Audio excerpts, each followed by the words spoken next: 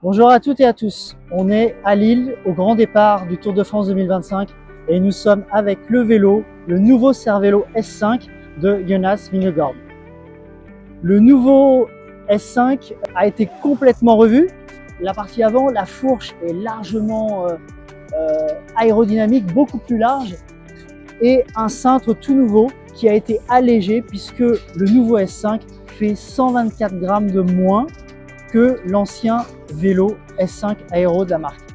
Essentiellement, tout le poids a été essentiellement gagné sur l'avant, avec beaucoup plus de pièces en carbone au lieu de pièces en aluminium qui servaient de renfort sur ce nouveau guidon.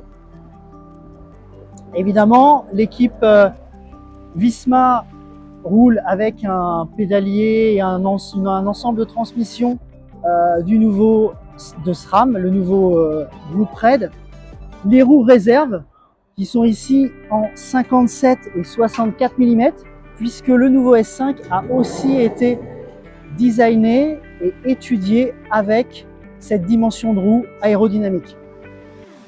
Selon la marque, le cadre est meilleur de 6,3 watts par rapport à l'ancien et cette paire de roues gagne aussi 3 watts selon les chiffres en laboratoire.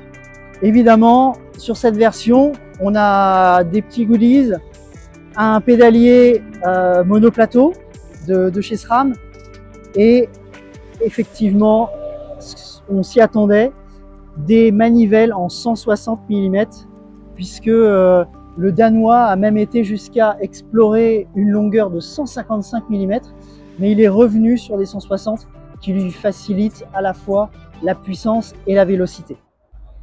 Sur le vélo, on remarque le cintre qui est en 36 mm au niveau des cocottes, 40 en bas, ici au bout du cintre, des dimensions qui seront illégales selon les nouvelles règles de l'UCI au 1er janvier, à voir ce qu'il en sera pour le coureur danois, sur quelle largeur il passera l'année prochaine.